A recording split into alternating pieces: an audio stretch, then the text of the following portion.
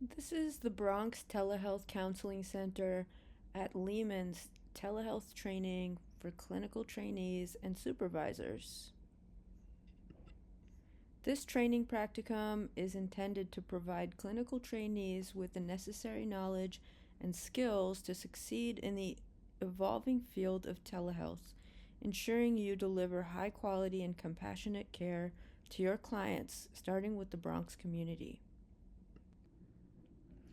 In our table of contents is an introduction to telehealth, legal and ethical considerations, technology and equipment, hands-on practice, and digital communication skills. Our first section is an introduction to telehealth from the 1990s to the COVID era. The concept of remote therapy dates back to the early days of the internet, with initial trials and implementations occurring in the 1990s. However, it wasn't until the 2000s, with the advent of more reliable internet connections and advancements in video conferencing technology, that virtual telehealth began to gain traction. The COVID-19 pandemic significantly accelerated its adoption, as many healthcare providers and patients turned to digital solutions to maintain therapy sessions while adhering to social distancing guidelines.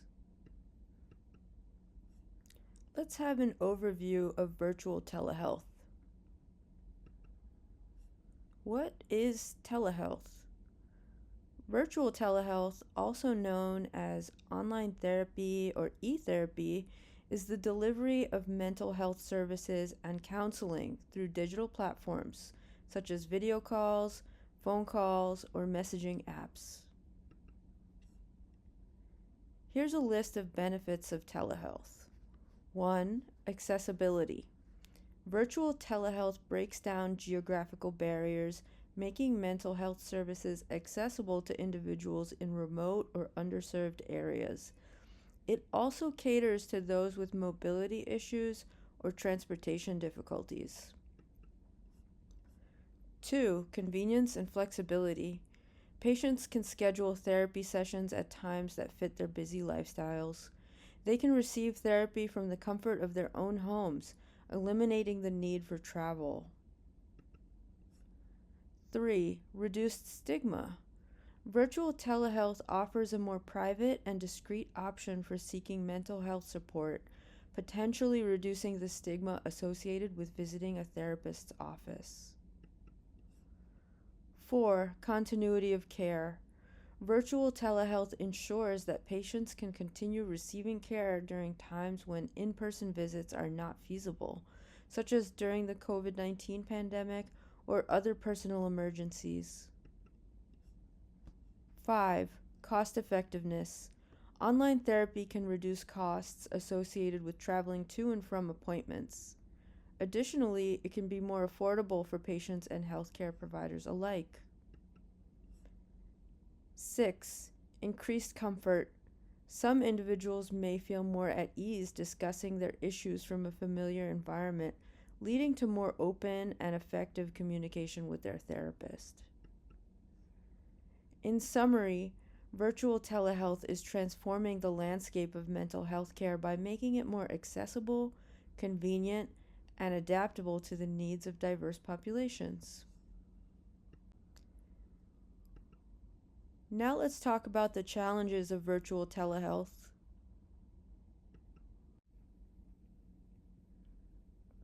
1. Technology barriers. Not all patients have access to the necessary technology or a stable internet connection. This digital divide can limit the reach and effectiveness of virtual telehealth. 2. Privacy and security concerns. Ensuring the confidentiality of therapy sessions and protecting sensitive patient information is crucial. There is always a risk of data breaches and unauthorized access. 3. Limited nonverbal cues. Virtual therapy may lack the ability to fully observe nonverbal cues such as body language and facial expressions, which can be important in understanding a patient's emotions and reactions. 4. Regulatory and licensing issues. Telehealth practices must comply with various regulations and licensing requirements, which can vary by region and country. This can create complexities for therapists offering services across different locations. 5. Technical difficulties. Interruptions due to technical issues such as poor internet connection or software glitches can disrupt therapy sessions and hinder effective communication. 6. Lack of personal connection. Some patients and therapists may feel that the virtual sessions lack the personal connection and immediacy of in-person interactions, potentially affecting the therapeutic relationship. Virtual telehealth offers great accessibility and convenience, but also has challenges that must be addressed for it to be effective and equitable. Let's talk about types of telehealth services. 1. Synchronous telehealth.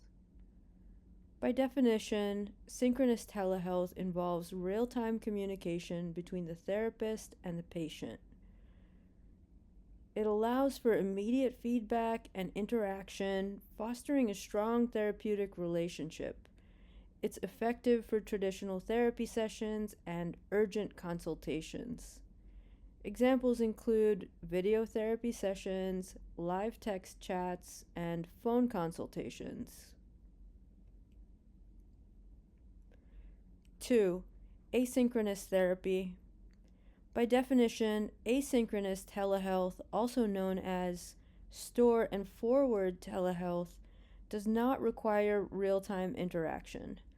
Patients and therapists can communicate at different times using messaging platforms, email, or recorded video messages. It offers flexibility for both patients and therapists, allowing them to communicate at their convenience. It can be useful for individuals with busy schedules or different time zones. Some examples include email therapy, messaging apps, and recorded video feedback. These two types of telehealth offer unique advantages and can be tailored to meet the specific needs of patients. By leveraging these diverse approaches, mental health professionals can provide more accessible, flexible, and effective care. Now let's talk about legal and ethical considerations. HIPAA, Health Insurance Portability and Accountability Act, is a U.S. federal law that establishes standards to protect patients' sensitive health information. For telehealth, HIPAA compliance ensures that all electronic communications and data storage involving patient health information, or PHI, are secure and confidential. Our telehealth environment will follow the same New York State laws and HIPAA requirements as in-person therapy regarding privacy and confidentiality. Key aspects of HIPAA compliance in telehealth include use of HIPAA-compliant technology. Telehealth platforms must meet HIPAA standards, ensuring secure communication and data storage. This includes end-to-end encryption and secure access controls. Also, business associate agreements, or BAAs. Providers must have agreements with any third-party vendors, like telehealth platform providers, to ensure they also comply with HIPAA regulations. Patient consent and verification. Providers must obtain patient consent and verify their identity before starting telehealth sessions. And data security measures. That means implementing reasonable safeguards to protect PHI, such as access controls, audit controls, and secure transmission of data. Let's talk about patient privacy and safety in telehealth. Protecting privacy in telehealth involves several best practices for patients and therapists. Private environment. The therapist and the patient must physically be in a room or space that does not include others and that has audio and visual privacy for the duration of the session and will not be interrupted. Encourage patients to find a private location for their sessions to ensure confidentiality. Telehealth sessions will take place during delineated clinic hours at a regularly scheduled time. Supervisors must approve and be aware of all scheduled sessions, and all appointments must be entered in clinic calendar under the Zoom account being utilized.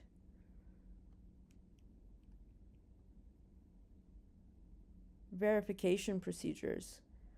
Confirm the patient's identity at the beginning of each session and verify personal demographic information. It's recommended to use headphones to prevent others from overhearing confidential information. Secure connections. Avoid public Wi-Fi and use password-protected devices to log into telehealth sessions. Education on privacy risks. Discuss privacy risks with patients and provide tips on how to communicate securely, especially if using email or messaging apps. Safety protocols. The therapist must make clear to the patient that emergency services cannot be provided through telehealth, and if the patient is having an emergency, the patient can go to the nearest emergency room or call 911. If at any point telehealth is not indicated, the therapist will inform the patient of such and will help refer the patient to appropriate services as indicated, and with input from MSWK or CMH supervisors and director. By adhering to these guidelines, teletherapy providers can ensure that they are compliant with HIPAA regulations and that patient privacy is maintained throughout the therapy process. Let's talk about informed consent and documentation. Informed consent and documentation are crucial components of telehealth for several reasons. 1. Transparency and trust. Informed consent ensures that clients are fully aware of what telehealth entails, including its benefits, risks, and limitations. This transparency helps build trust between the therapist and the client. 2. Legal and ethical compliance. Most states require therapists to obtain informed consent before starting telehealth. This compliance is necessary to adhere to legal and ethical standards. 3. Client autonomy. It empowers clients by giving them the information they need to make an informed decision about their treatment. And 4. Privacy and confidentiality. Informed consent includes discussions about privacy, confidentiality, and the security measures in place to protect the client's information. The importance of documentation. Documentation provides a detailed record of the therapy sessions, including the client's progress, treatment plans, and any interventions used. For this reason, record keeping is very important. Legal protection. Proper documentation can serve as evidence of the care provided and can protect therapists in case of legal disputes. Continuity of care. Detailed notes ensure that if a client sees another therapist or needs to refer back to previous sessions, there's a clear and comprehensive record of their treatment history. Quality assurance. Documentation helps therapists review and reflect on their practice, ensuring that they are providing the best possible care to their clients. In summary, informed consent and thorough documentation are essential for maintaining transparency, trust, legal compliance, and the overall quality of telehealth services. They ensure that clients are well informed and that therapists can provide consistent and effective care. Let's talk about state licensure requirements and cross-state practice. The therapist must physically be in the state of New York while conducting teletherapy, as must the patient. In New York State, telehealth is regulated under Public Health Law Article 29G. Here are some key points. On licensure, practitioners must be licensed in New York State to provide telehealth services. This includes professionals such as psychologists, social workers, and other mental health practitioners. Informed consent. Practitioners must obtain informed consent from clients before starting telehealth, ensuring clients understand the nature, benefits, and risks of telehealth. Privacy and confidentiality. Telehealth must comply with privacy and confidentiality laws, including the use of secure communication technologies. Professional standards. The same standards that apply to in-person practice also apply to telehealth. This includes maintaining professional competence and ethical practice. Let's talk about technology and equipment.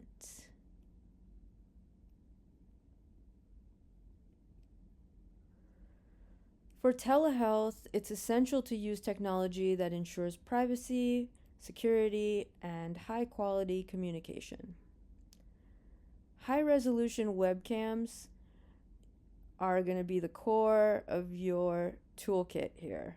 Look for webcams with at least 720p resolution to ensure clear video quality. Some popular options include Logitech C920 and Microsoft LifeCam HD 3000. Use a webcam cover to enhance privacy when the camera is not in use.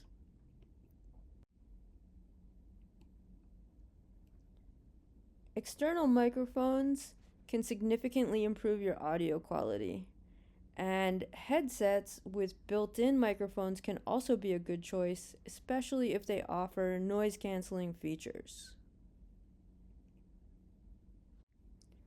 Your internet connection matters. Ensure that you have a stable and high-speed internet connection to avoid interruptions during sessions. A minimum of 10 megabytes per second download and upload speed is recommended. Using a VPN or virtual private network can add an extra layer of security to your internet connection, especially when accessing sensitive information. Telehealth. You're going to want to use a HIPAA-compliant telehealth platform. Use telehealth platforms that comply with HIPAA regulations to ensure client confidentiality and data security. We will utilize Zoom for healthcare and Theranest electronic health record. Using these technologies can help create a secure and effective telehealth environment for both therapists and clients. Let's talk about hands-on practice.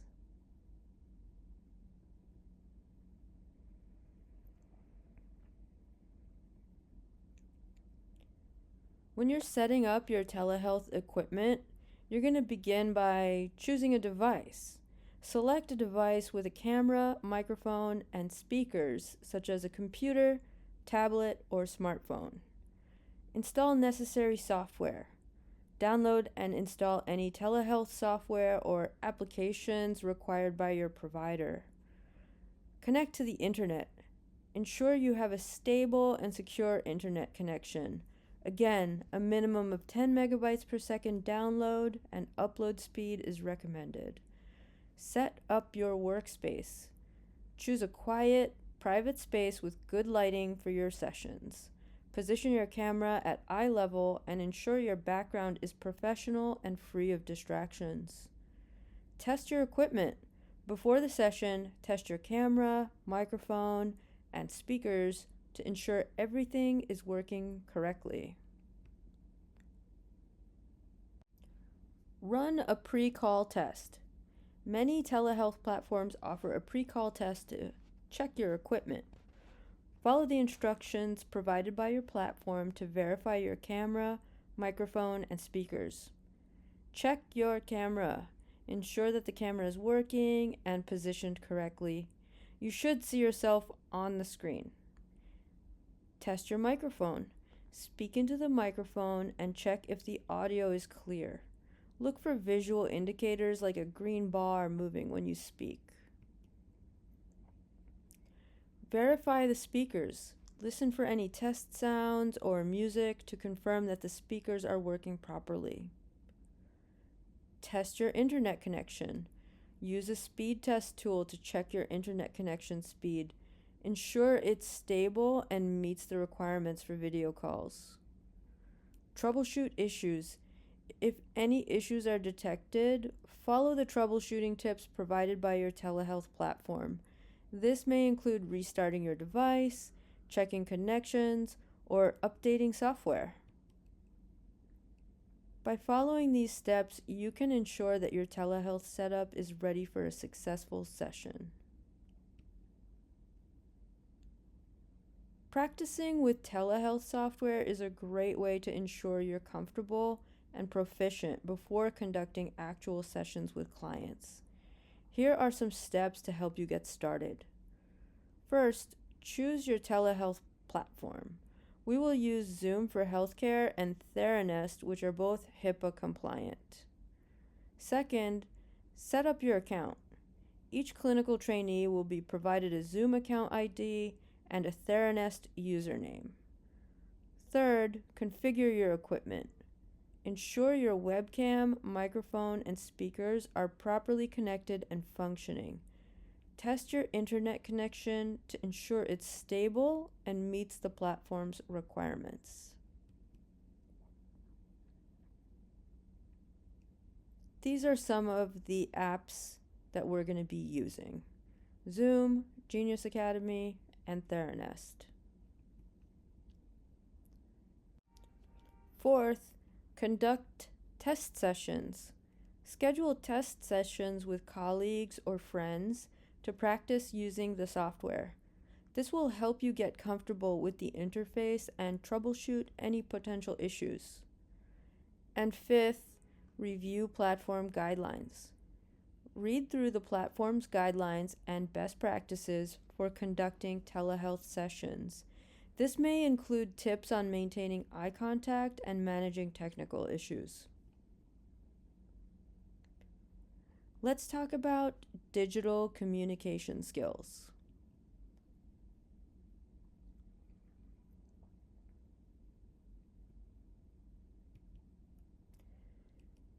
Effective communication techniques involve building rapport and trust. Building rapport and trust in telehealth is crucial for effective treatment. Here are some strategies to help you foster a strong therapeutic relationship virtually. 1. Create a professional and comfortable environment. Proper setup. Ensure your workplace is quiet, private, and well lit. A neutral and tidy background helps maintain a professional appearance. Eye contact.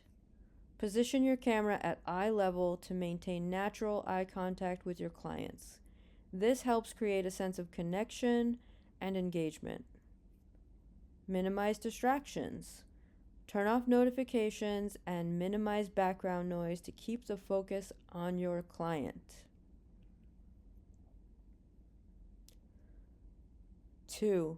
Communicate clearly and consistently. This means active listening.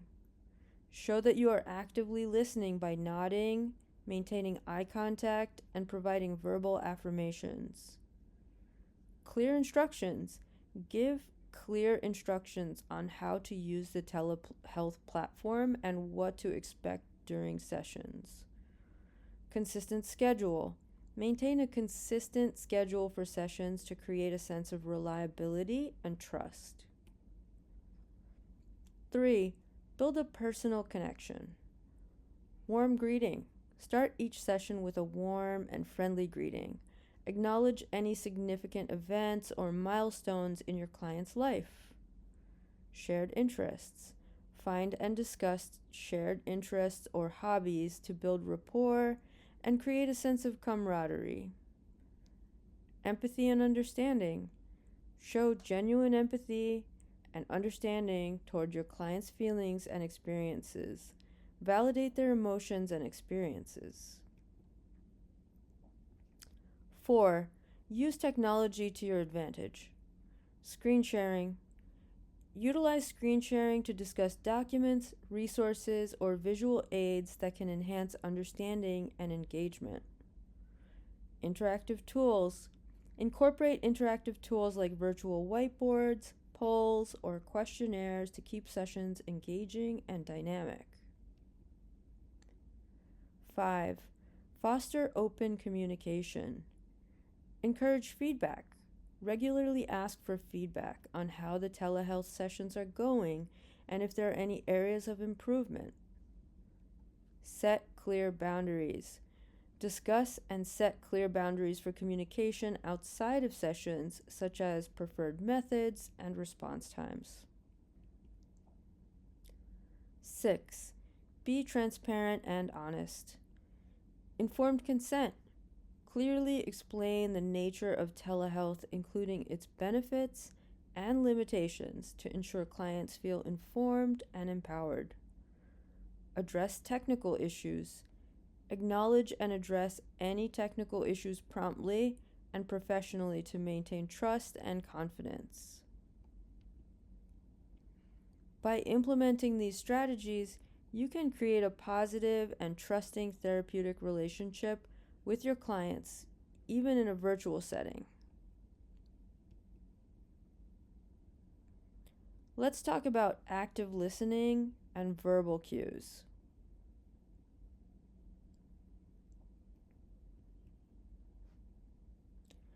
Active listening is a communication technique that involves fully focusing, understanding, responding, and remembering what the client is saying. In telehealth, this becomes especially important as nonverbal cues might be limited.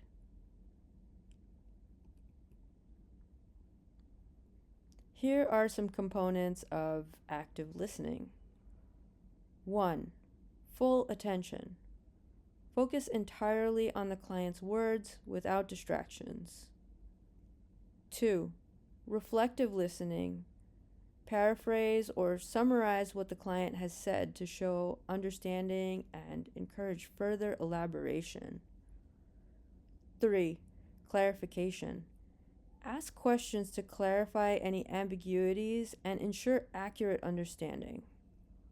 4. Empathy. Show empathy by acknowledging and validating the client's feelings and experiences. 5. Nonverbal cues. Use visual nods, maintain eye contact, and employ an appropriate facial expression to convey attentiveness.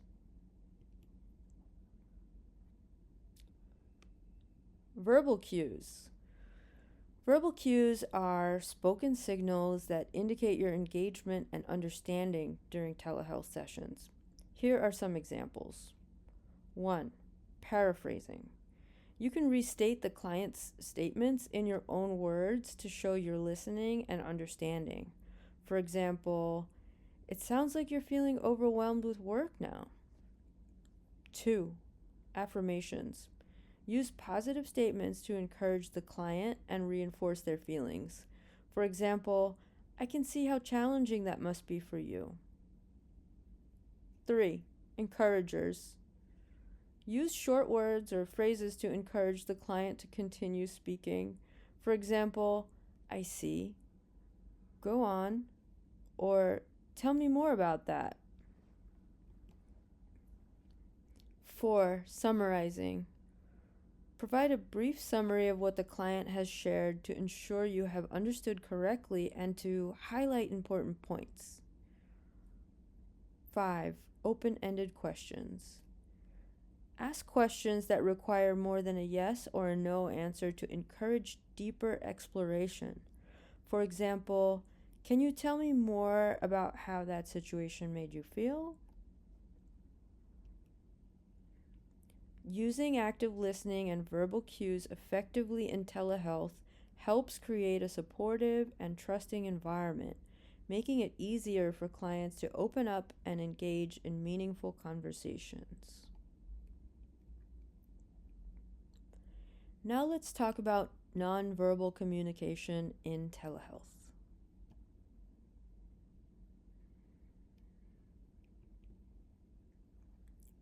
Nonverbal communication in telehealth refers to the use of body language, facial expressions, gestures, and other nonverbal cues to convey information and emotions during virtual sessions. Despite the digital medium, nonverbal communication remains essential for building rapport and understanding clients. Here are some key aspects. 1. Facial expressions. Smiling. A genuine smile can convey warmth, friendliness, and empathy. Nodding. Nodding your head shows that you are actively listening and agreeing with the client. Eyebrow movements. Raised eyebrows can indicate surprise or interest, while furrowed brows might suggest concern or confusion. Eye contact. 2. Eye contact. Direct eye contact. Maintaining eye contact helps create a sense of connection and attentiveness. Looking away occasionally can signal thoughtfulness, but avoid prolonged periods of looking away to prevent seeming disengaged. 3. Gestures. Hand movements. Using your hands to emphasize points or explain concepts can enhance communication. Open posture. An open and relaxed posture, for example, uncrossed arms, conveys openness and receptivity. Leaning in. Leaning in slightly forward shows interest and engagement. 4. Body language. Posture. Sitting up straight and facing the camera directly conveys attentiveness and professionalism. Movement. Avoid excessive movement or fidgeting, as it can be distracting and convey nervousness or restlessness. 5. Appearance. Wearing professional attire helps maintain a sense of formality and respect. A clean and uncluttered background minimizes distractions and maintains a professional environment. 6. Timing and pauses. Speaking at a measured pace allows clients to process information and feel comfortable. And pausing briefly after the client speaks shows that you are considering their words and not rushing the conversation. By paying attention to these nonverbal cues, therapists can enhance their communication, build rapport, and foster a supportive therapeutic environment, even in a virtual setting.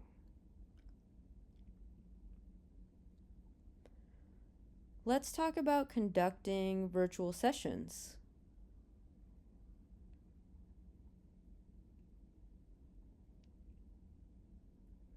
Structuring a telehealth session is like an in-person session, but with some additional considerations for the virtual format. Here's a suggested structure to ensure an effective and smooth session. 1. Introduction. Start with a warm and friendly greeting to set a positive tone. After that, confirm identity. Verify the client's identity to ensure confidentiality and privacy. After that, review the agenda. Briefly outline the session's agenda to provide a clear structure and manage expectations. Then do a technical check. Ensure that all technology is working properly, like video and audio, and address any technical issues. And then there's informed consent. You're going to want to reiterate informed consent for telehealth, including confidentiality and session recording if applicable. 2. Assessment. Ask the client about their current mental and emotional state, any significant events since the last session, and any immediate concerns. Check in. Review progress. Discuss any progress made towards treatment goals since the last session. And do a symptom check. Assess any ongoing symptoms or issues the client is experiencing. Update the treatment plan. Make any necessary adjustments to the treatment plan based on the client's current status and progress. 3. Intervention. Utilize appropriate therapeutic techniques and interventions based on the client's needs and treatment plan. This could include cognitive behavioral therapy, mindfulness exercises, or other therapeutic approaches. Teach and practice new skills or coping strategies with the client. This is called skill building. And assign homework or exercises for the client to work on between sessions. 4. Conclusion. Provide a brief summary of the key points discussed and any progress made during the session. Outline the next steps in the treatment plan and any tasks or homework for the client. Confirm the date and time for the next session. Schedule that next appointment. And end with positive and encouraging closing remarks to leave the client feeling supported and motivated. Now we're going to talk about some additional tips for telehealth sessions. Maintaining professionalism is a recurring theme. Dress professionally and maintain a professional demeanor throughout the session. Minimize distractions. Ensure that your workspace is free of distractions and interruptions. Use visual aids. Utilize screen sharing or other visual aids to enhance understanding and engagement. Monitor nonverbal cues. Pay attention to the client's nonverbal cues, such as facial expressions and body language, to gauge their reactions and emotional state. Addressing patient concerns and questions. Do this with open communication, reassurance, and following up. Encourage patients to express their concerns about the teletherapy process. Address any fears or misconceptions and reassure them about the effectiveness and confidentiality of teletherapy. Provide a summary of the session and outline next steps, ensuring that any lingering questions are answered. By following this structure, you can conduct effective and structured telehealth sessions that provide clear guidance and support for your clients. Let's talk about managing time and pacing during sessions. Managing time and pacing during telehealth sessions is essential for conducting effective and efficient therapy. Here are some strategies to help you stay on track. 1. Plan ahead. Create a rough outline of the session, including key points and activities. This helps ensure you cover all the necessary topics within the allotted time. Also, prioritize. Identify the most important issues to address and focus on them first. This ensures that critical concerns are discussed even if time runs short. 2. Set clear expectations. Inform your client of the session's length at the beginning. For example, our session today will be 50 minutes long. Again, prioritize. Identify the most important issues to address and focus on them first. This ensures that critical concerns are discussed even if time runs short. Outline the session's agenda and seek the client's input. This helps them feel involved and ensures that you cover relevant topics. 3. Use a timer. Keep a visible clock or timer within view to help you stay aware of the time. Set time reminders or alerts for key milestones during the session, like halfway point or 10 minutes remaining. 4. Pacing techniques. Stay focused. Gently redirect the conversation if it strays off topic. For example, let's return to what we were discussing earlier about your coping strategies. Balance talking and listening. Ensure a balanced exchange by allowing the client to speak while providing guidance and feedback when necessary. 5. Manage transitions. Smooth transitions. Use transitional phrases to move from one topic to another. For example, now that we've discussed your progress, let's talk about any new challenges you're facing. Summarize key points. Briefly summarize key points before transitioning to a new topic to ensure the client understands and retains the information. 6. Ending the session. Wrap up. Begin wrapping up the session a few minutes before the end. Summarize the key points discussed and outline any homework or next steps. Schedule or confirm the next appointment. Confirm the date and time for the next session before ending the current one. End with positive and encouraging remarks to leave the client feeling supported and motivated. Number 7, reflect and adjust. After each session, review how well you manage time and pacing. Identify any areas for improvement and adjust your approach as needed. By implementing these strategies, you can effectively manage time and pacing during telehealth sessions, ensuring a productive and structured experience for both you and your clients. Let's talk about cultural humility and sensitivity. Understanding and respecting cultural differences is vital in telehealth to ensure effective and equitable care. Here are some key considerations and strategies to help you navigate cultural differences.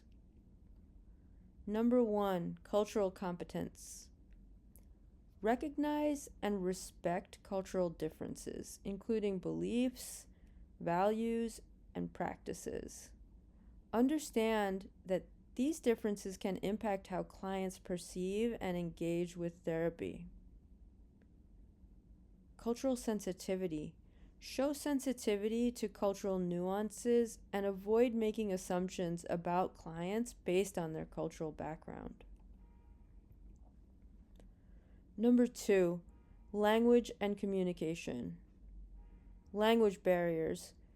Be aware of potential language barriers and use professional interpreters when necessary. Avoid using family members or friends as interpreters to maintain confidentiality and accuracy. Nonverbal communication.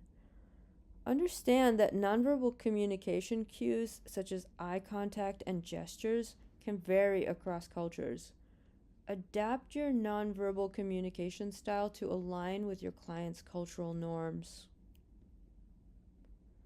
3, client-centered approach. Client preferences. Ask clients about their cultural preferences and incorporate them into the therapy process. This may include discussing culturally relevant topics or using culturally appropriate interventions. Empathy and respect. Show empathy and respect for the client's cultural background and experiences. Validate their experiences and feelings within their cultural context. 4. Cultural education and training. Engage in ongoing cultural education and training to enhance your cultural competence.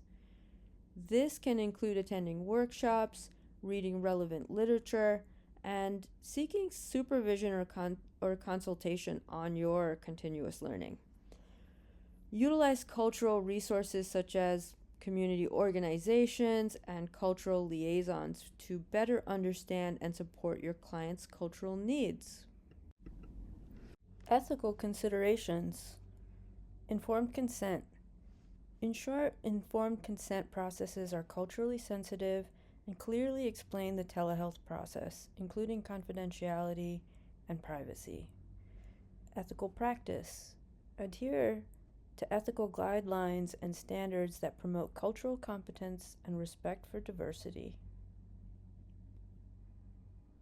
6. Adaptation of therapeutic techniques. Culturally relevant interventions. Adapt therapeutic techniques and interventions to be culturally relevant and effective for your clients. This may involve incorporating cultural practices or traditions into the therapy process. Flexibility. Be flexible and open to modifying your approach based on the client's cultural background and preferences. In conclusion, our goal is to equip Lehman College clinical trainees with the knowledge and skills needed to deliver high-quality telehealth to the Bronx community. Thank you for your dedication to advancing your education and skill set through telehealth.